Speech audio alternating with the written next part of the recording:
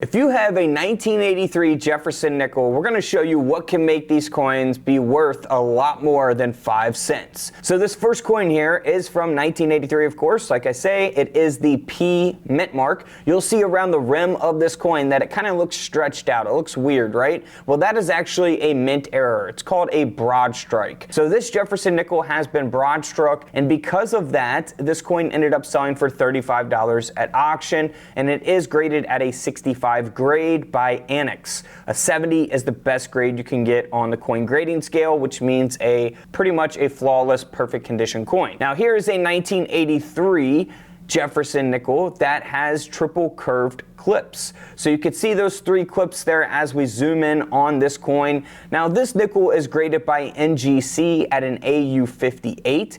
And this coin ended up selling at auction for $53. But we're going to show you more that are valuable here as we go. Like, for instance, this next coin sold for $360 at auction. It is the 1983 D mint mark. Now, what makes this coin valuable? First, it is graded at a mint state 66 plus. So if there's not many of these coins from 1983 with the D mint mark that are graded at a 66 plus, that will make it valuable. This also has 5 full steps. So full steps is a designation that coin grading companies will give your Jefferson nickels. You know, there's certain dates that are rare to find with 5 full steps because a lot of them are worn. You know, a lot of them have nicks in the steps and things like that. So it has to be pretty pristine to have that 5 full steps.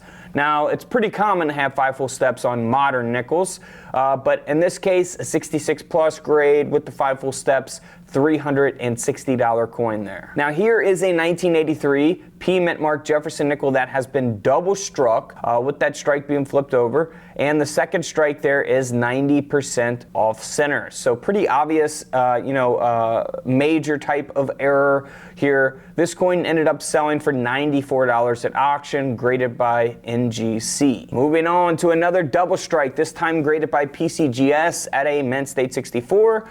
It is a 1983 P mint mark, and again, very extreme error here. This coin sold for $222 at auction. Next up is one of my favorite types of errors that you can look for from the bank or in your pocket change. You know, such a simple thing to look for here is a die break, which we also refer to as a cud. So this coin sold for $1,200 because you see that die break there, that cud, that extra metal there on the whole left side of the obverse of the coin. These can be very, very small die breaks, which we'll get to in just a second here in this video for the next coin. But this is a very large die break. Typically, the large ones like this will sell for a lot of money. On the reverse of this coin, you'll see that it's all faded out as a result of that die break. This coin ended up selling for $1,200 at auction. And here is an example of a die break that is much smaller. Now, it's still a pretty good die break there. You know, it's not the smallest die break, but definitely not the largest, obviously. 1983 P mint mark graded by Annex at a mint state 64. This coin ended up selling for $31 at auction.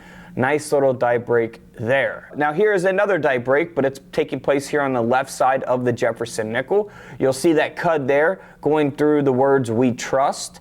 This coin ended up selling for $35 at auction, graded by Annex at a mint state 65. Moving right along to another die break. I want to show you guys a few different examples and prices of these coins. The last coin was graded by Annex. This coin graded by PCGS. Typically, in most cases, coins graded by PCGS or NGC are going to sell for more than, if the coin was graded by Annex. Some collectors just only collect PCGS and NGC, not Annex. But, if you got a coin that is only worth, 15, 20 bucks, and you want to have it in your personal collection, maybe get it graded by Annex instead of spending, 50 bucks or something to get it graded by PCGS, But this coin here ended up selling for $63. It's graded at an AU 53. You'll see that die break there again at the top of the Jefferson nickel.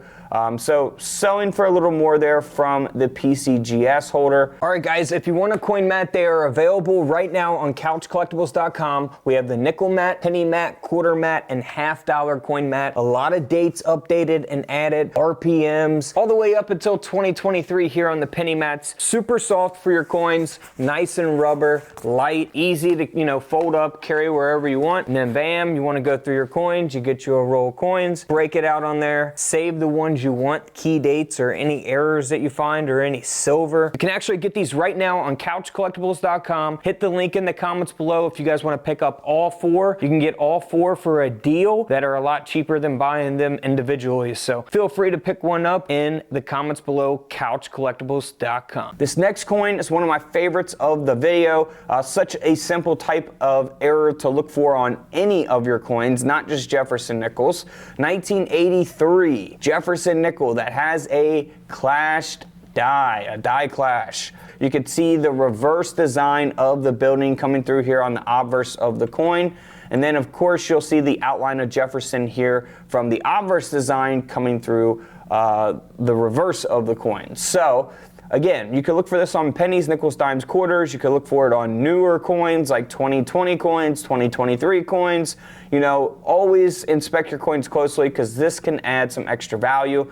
This coin ended up selling for $120 at auction. Next up is a 1983 P Mint Mark Jefferson nickel that has a brockage and a partial collar, which you can see around the rim of the coin. So again, very obvious error here. You don't really need a coin microscope to inspect an error like this, right? But this coin ended up selling for $53 at auction. Moving right along to a 1983 Jefferson nickel that sold for $288.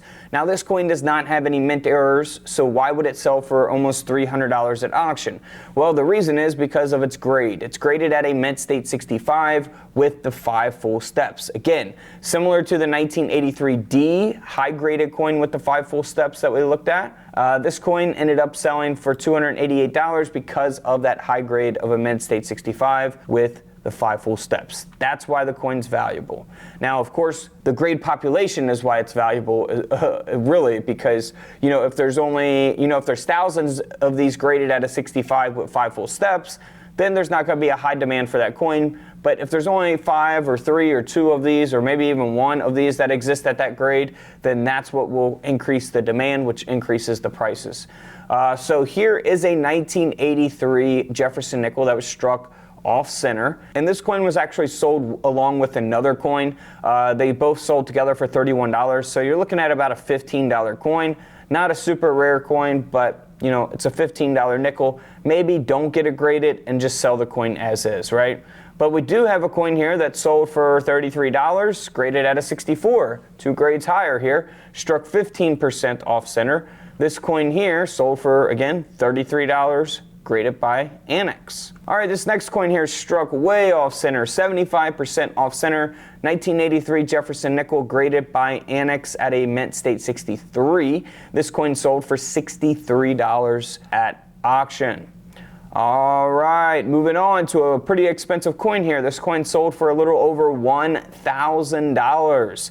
Now it is a 1983 Jefferson nickel design, right? That was struck onto a Lincoln penny. So you can actually see the design of both the Lincoln cent along with the Jefferson nickel as a result of that. So this penny was struck down by the die that had the Jefferson nickel design on it, and that's why you see both designs of the penny and the nickel. Super rare error to look for, man. We've looked at a lot of different dates of these double denomination coins that have sold in the past, and they always sell for good money, over $1,000 for that coin. Now in 1983, we also have the S Mint Mark, which is the proof Jefferson nickel.